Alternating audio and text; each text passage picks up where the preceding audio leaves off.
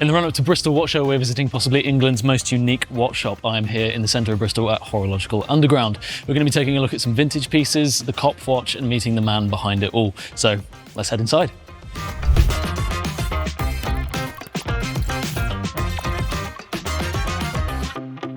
Well, I'm joined by Finn, and Finn's going to talk us through some of the very cool stuff in the store. This place is an absolute treasure trove.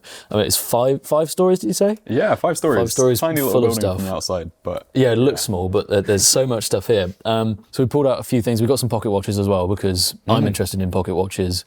I think they're having a bit of resurgence at the moment, aren't they? Yeah, absolutely. Germans More popular. A massive collector of all weird pocket watches that we have thousands and thousands in the room upstairs.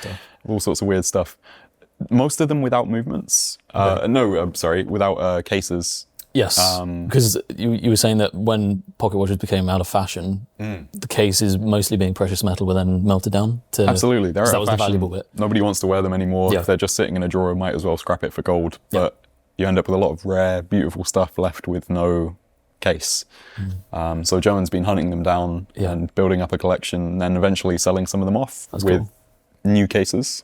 So we make these rehousing watches from scratch, these conversion watches, and it's nice to make them wearable again because they're give them a second such lease precious of life. things. They would have taken, hundreds and hundreds of hours of hand finishing and everything to produce, and it's a shame to just have it sat in a drawer. Absolutely. And also they're names that we would know. So this one that you're handling at the moment. Absolutely. So this is a Vacheron Constantin in a solid gold case, quite wearable, sort of, I think about 37 millimeters, this one. Yeah. But again, because it's not something modern with modern prices. It's not an overseas, exactly.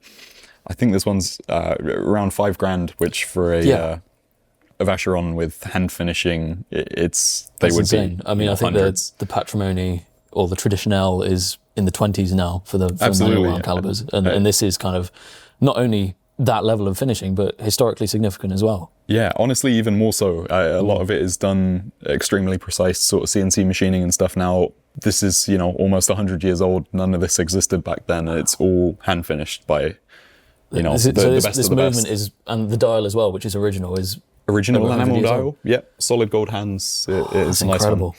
It's nice and wearable as well, actually. It's small. With the majority of conversion watches, because they were pocket watches, a lot of them are quite big. Yeah. I certainly can't wear a lot of them, but it's nice to see the small ones, and they do tend to go quite fast. I was saying earlier about a Tiffany & Co. Patek that we had in, about 42 millimeters, and yeah, that went pretty fast. I can imagine Tiffany & Co. Pateks. I mean, $4,000. $4,000. $4,000. Yeah, and how much is the Nautilus? 2.5 million that you might pay for Nautilus. That's insane. So you got an example of pre-cased or pre-recased in this little capsule here. Yeah, this is a lovely one. And it's another Holy Trinity brand, isn't it? Yeah, this is an AP movement as thick as the dial on this one. Oh, it's incredible. So, and it's incredibly measured this, but I imagine probably a couple 2 of mil. max. Yeah, it looks maybe sub 2 mil. Nothing. But yeah, absolutely crazy piece of and engineering. It's so beautifully decorated as well on the back. Yeah, absolutely stunning. Yeah, that's incredible. So this would have been a pocket watch originally. Yeah, ultra thin pocket watch. Yeah. Completely impractical. It would have been precious metal. It would have been, you could have bent it if you sat down on it. It would not be practical, but it's amazing that it survived, 100 years with no case and still running condition. That's incredible. German's really got an eye for finding weird stuff. Yeah, and stuff from brands which nowadays you'd have to be in the 0.0001% to afford if you were sort of looking for a new version. It's incredible. Some really good pieces for, collectors that already have all of the classic ones that you know. And again, some that people may not have heard of, like this pre-AP, or we have a James Nardin as well, a pre-Ulysse Nardin wristwatch. Yeah. So some big names in watchmaking. Yeah. And these are not fetching anywhere near the money that like a Ulysse Nardin would, or an Audemars Piguet or something like that. There's not a huge amount of people creating stuff like this. You will see some on eBay, but the majority of them are fakes or badly done, quite not tasteful. We like to we like to think that these ones are a bit more. So German in the team, watches. when you get stuff in, you always authenticate everything and make sure that everything is 100%. So what all of these says have on been the dial. fully restored in-house. a lot of them are quite special pieces that haven't been stored properly, and so they take, you know, hundreds of hours of restoration to get them back as they should have been when they were new. Yeah, but it's worthwhile, and some of the decoration on these movements is unlike anything else you'd see today. So this is a Bovet, right? Yeah. So a name that some people might know, but it's become sort of less of a watch brand nowadays. Less people know about Bovet. Of course. Still, they make super high-end, several £100,000 watches in cases, but this is a Bovet movement in a pocket watch. Really interesting one. So original case, original dial, all original as it would have left the shop. Yeah. It's very, very plain from the outside. No even branding on the dial. It's got very beautifully finished hands. They're quite complex compared to the rest of the watch, but nothing special. Silver case, but you open it up inside and it is absolutely mind-blowing. It's completely hidden gear train. It's very function follows form on this one. Everything is totally hidden. They've made it symmetrical. It's double barrel, gear train hidden. Only thing exposed are the two barrels, perfectly symmetrical, and the balance, crab claw duplex escapement on this one as well.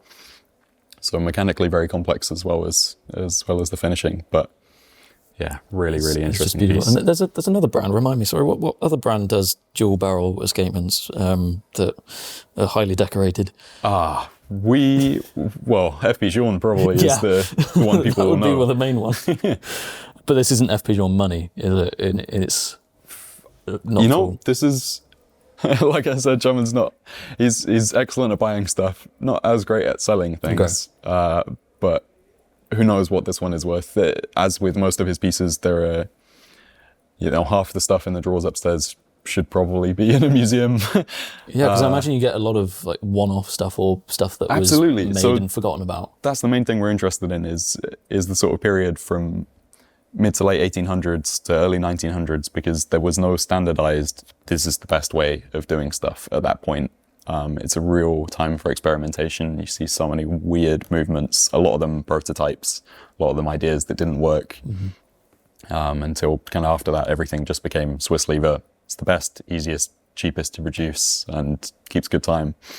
But the stuff that really interests us is the weird stuff. The weird stuff. It's very cool. Well, we've got an example. So this Auguste Piguet gold pocket watch is a split-second chronograph, but the subdial is also quarter of a second measurement. Yeah. Which is something I've never seen before.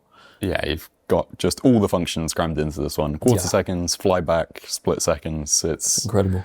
Yeah, crazy thing. I can actually open the back on this one. So this is... we have a lot of projects on sort of standby. This one will need servicing at some point because it's not particularly happy, but it is running, which is nice to see. Again, double barrel, double gear train. Yeah, that's just incredible. Independent quarter seconds on this as well. Very similar to the James Nardin that we have with the deadbeat. Yeah, because that quarter of a second, that flicks around every sort of quarter of a second. It's not a sweep like you would expect on a mechanical piece. It's just phenomenal. The watchmaking quality there is absolutely second to none. My favorite thing on this is actually the winding mechanism. So you have two barrels that wind at the same time from the same crown, and they have ratchets in the center of the wheels. Wow. So it winds in both directions. Very similar to I don't know if you know the Chaikin Cinema. Yeah. So we had one of those in for repair not too long ago. And he's taken the winding barrels from that and copied them in this one, and it's really nice to see that there are old elements in the new designs. That's what we try and do with the Kopf as well. So you'll see there's a lot of tiny nods to other watchmaking while still trying to make it new. That's very cool. So you also have some pretty interesting wristwatches in as well. Yeah. Well, can you tell me about this one here? Because this is a mechanical watch, but it's got a digital readout. Yeah, so we've got a few of these in the shop. They're really quite popular with our customers, but they're an interesting one. They're from a time when digital watches had just come out and they were crazy expensive and nobody could afford them. And all the watches were mechanical, obviously. This is pre-quartz as well. And so what they would do is they would try and cash in on this, this craze of everyone wants a digital watch, nobody can afford one. And so it's a mechanical watch with a digital readout. So you have printed discs with the numbers on, and this one's actually jumping hour. So it will reach round to 59 and then it will flick over to the next hour and you have a new digital display. Some of them you'll even see with like red tinted crystals to sort of mimic the Pulsar and the Girard-Perregaux that you'll see of the time with the red LEDs. They are really cool, extremely inefficient. Those the old battery ones, they take so much power on the LEDs, hence why you have to hold the button down if you want to see the time. But yeah, it's interesting that it's come full circle now that these are the expensive ones again. The mechanical ones that people want, they're no longer the cheap standard. It's kind of like LPs and records coming back, isn't it? They're more expensive than CDs. Yeah, I'm sure these will go out of fashion again at some point, and then it's just the way of the times, isn't it? Loop. Yeah. So pick them up while they're cheap, and they'll come back in fashion. But you also have some more classic design wristwatches, and I picked out a Lemania there. Now, Lemania is very special for me because my granddad was issued a Lemania in the 50s, and I don't see many of them around. So I was really excited to see that you've got a Lemania in the store. Can you tell me some things about this particular watch? So the majority of brands you'll see in here actually don't exist anymore. As I'm sure you know, with Quartz Crisis, all of them disappearing. This is one of the few brands that, you know, is more well known. There's a lot of sort of no-name things here, which they did make really interesting watches, but, you know, all fizzled out eventually. Lemania are quite special because they do make their own movements. They're not some, you know, ETA or AS caliber inside. They're proper Lemania in-house. In fact, they were really almost like ETA, weren't they? Because Patek were using their base for a lot of the chronographs and perpetual calendars. Yeah, absolutely. I think we even have some of those in. I can get you one. Okay, I'd love to see that. But yeah, really nice one. This lovely tropical dial. So all of these watches, they're fully restored by us. The workshops upstairs, we have a team of watchmakers who are bringing them back from the sort of states that we find them in. And then, yeah, so we can sell something that we're confident that it's going to keep going after it's been sold. Give them the love that they deserve. Sure, that is a worry with buying vintage watches. You never know what kind of life the watch has had before it gets to you. We've seen our fair share of horrendous DIY repairs and stuff come in through the door, some really interesting ones. But we want to put them back out into the world better than they came use to all us. of your expertise to actually give people the confidence to buy vintage. Yeah, totally. That's amazing. I think there is a much wider range of choice with vintage watches than you currently have with the modern watches. Most companies, it seems, they're quite playing it safe with design and stuff like that, but you don't find weird stuff like this much anymore. No, it's all gone a bit corporate, hasn't it? And, sure. There's so much variety within even just each window, and as you say, vintage stuff is, you're never going to stop learning about things. I've been looking at vintage stuff for years now, and I still see new stuff every single day. Yeah. It's so fascinating, amazing. Well, Finn, thank you so much for taking us through some of these pieces. It's been really, really insightful. German's now joined me. Thank you so much for coming down. You've been experimenting with some stuff which we'll touch on in a second, but we've also got 3 of the Kopf watches, which is your own creation. What can you tell us about the Kopf? Because it's pretty interesting. I started it as mostly as a joke to make some mock piece looking totally different from anything we can see before. And at some point I realized it can be a real watch. I tried maybe 40 different 3D models printed in plastic and tried to make it wearable, to make it well fitted on wrist. And after I've seen it can be a real watch, I just started making it all mechanical, all complying typical requirements of good wristwatches.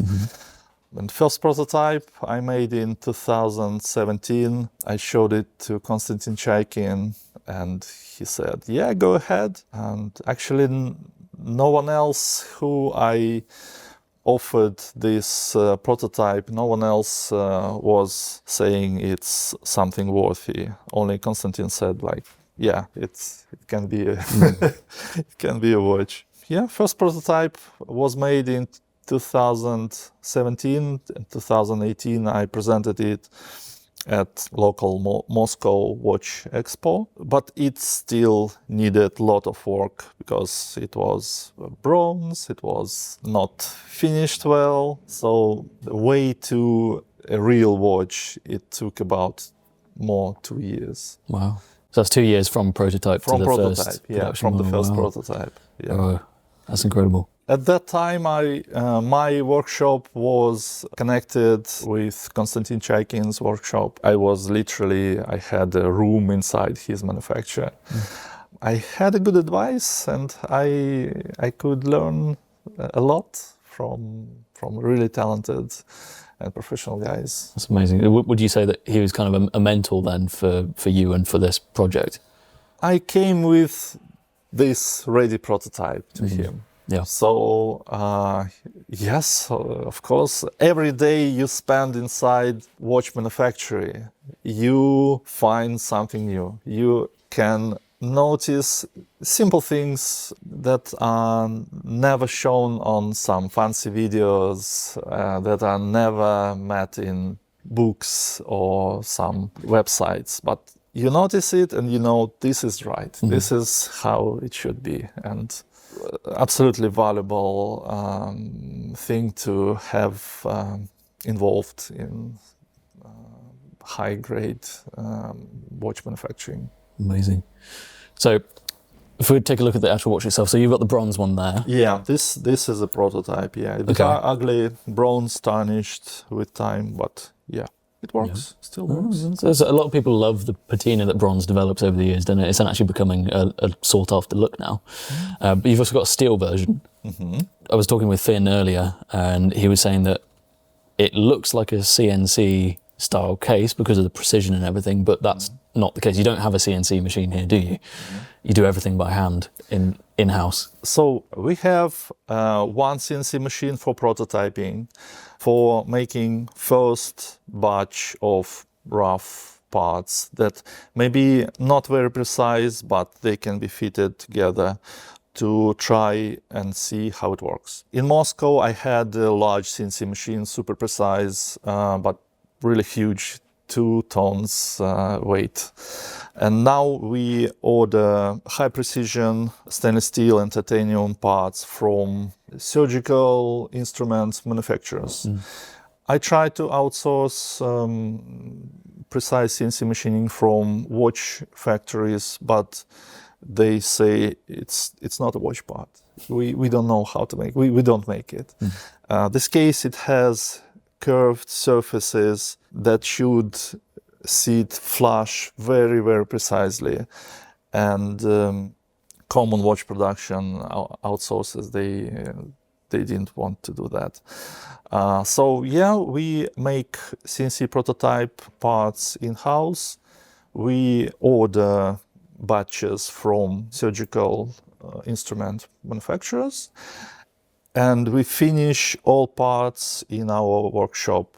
So all finishing, all beveling, polishing, brushing, sandblasting, everything is done here in our workshop because it's impossible to outsource any finishing details. Yeah. Well, if you have a vision and you want it done a certain way, do it yourself, don't you? Because you've got some incredibly talented people in the team here, and I'm just looking at you saying like. So the face, which we've actually got a face here, which sits on top of the case side, and that's not a precise flat edge like you would find on a lot of watches. That is a curved edge, and it has to be super precise to fit perfectly. And the finishing is super high quality as well. It's very, very impressive. So what can you tell us about the movement that's inside these watches? Yeah, so I took thin ETA 2892 movement and created a module that fits on top of it. Like formally, it's regulator function, which moves hour and minute hand separate. So from the center, it offsets hour hand and minute hand into 2 indication eyes.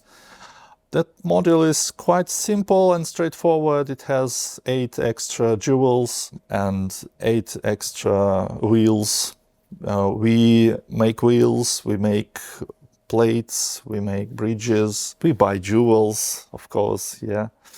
But all parts of the module is done in-house. We try to outsource electroplating, no success. We do our own electroplating. We try to outsource wheel cutting, teeth cutting, but it's either not precise or crazy expensive. So again, we do it in-house. That's amazing. And you've actually been doing some plating this morning, haven't you, with some new colours? Yeah, we are going to finish a titanium version of the Kopf Watch. I started preparing samples and making a laboratory table with voltage, temperature, concentration of electrolyte, and what color do I have in the end. So yeah, I like blue purple. Yeah, that is stunning. It's got such a rich depth to it as well, and that's just from using the electroplating technique, isn't it? Yeah. Oh, that's crazy. So there's no paint applied, or it's just the color of the plate? It's all electrochemical process. I was trying to make some orange tone, but it turns out like cheap gold plating. Super cheap gold. But that's the thing I love about this. There's so much kind of trial and experimenting that you do here. Yeah. And I mean, we've been upstairs quickly and it kind of looks like a scene from Breaking Bad, but it's so cool that you're sort of trying all these techniques yourself and seeing what works and what doesn't, and then applying that to your own watches. I was trying to outsource PVD coating for cases, but the problem is the case shape. It has lots of inner angles, like recessed surfaces. It has quite complex, and at the same time it has sharp edges and complex inner surfaces. So PVD platers, they said, make the shape a little bit simpler, like pen or like something round, something polished. Don't do that. We cannot plate it. We don't like your part. We decided to make it titanium and make it colored. Yeah, we'll see how it goes. This week I'm preparing experimental part, these titanium parts. Maybe today I will try to plate real parts, same process. We'll see. It's very exciting. So the Kopf comes, you've got a bronze version there, a steel version, and now you're prototyping the titanium. Yes. So there'll be 3 metals in total. Yeah. Do you think we'll see any other metals in the future, or do you think we'll keep this for now? If we have an order for full gold version of the Kopf, yes, we can do that. But the problem is, calculated by software, the weight of the case only is about 115 grams of gold, and bracelet is like maybe twice more. Wow. So that's a lot of gold. It will be a really strange watch. Yeah, it'll be heavy. It'll be very heavy. Yeah, it will be really heavy. That's awesome. So if people at home are interested, what's the best way to either find out more or even purchase one of these watches themselves?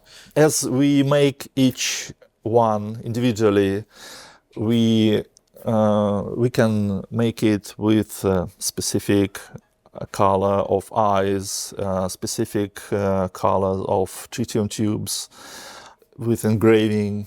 Also, we engrave owner's initials on the back, and we engrave a hidden message to the future inside the case. So you can write something and it will stay inside the watch.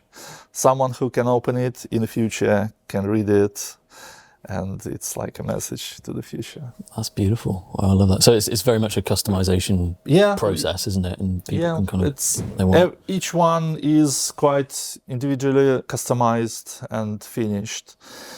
And we sold more than 50 pieces, and I don't think we have two totally identical, because you can have variations with color of hands. You can have variation of colors of tritium tubes, engravings. So you can choose silver movement or black PVD movement. It looks like more high tech. So yeah, all of them are different. You can have engravings on the rotor as well. I've noticed this one's different to that one. Yeah, it's a brain engraving on the rotor. Oh, that's very cool. It's a brain. Yeah. That's amazing. Well, I think these are absolutely brilliant, and such an original design as well, but finished to such high quality as well. So I'm massively impressed with these, and thank you so much for talking us through them. Thank you. Thank you so much, everyone, for watching this video. If you have enjoyed it, then please give it a like. And while you're down there, make sure to subscribe to the WatchGecko channel. And a massive thank you to the team here at Horological Underground. We've had the best day looking at cool movements and pocket watches and all kinds of crazy stuff that you just don't expect. If you'd like to see them at Bristol Watch Show, then tickets are available through the link in the description. We would love to see you there, and I'm sure the team here would as well. So make sure you come along. It's the 1st of November here in Bristol at the Clifton Club. But until then, I'll see you all in the next video.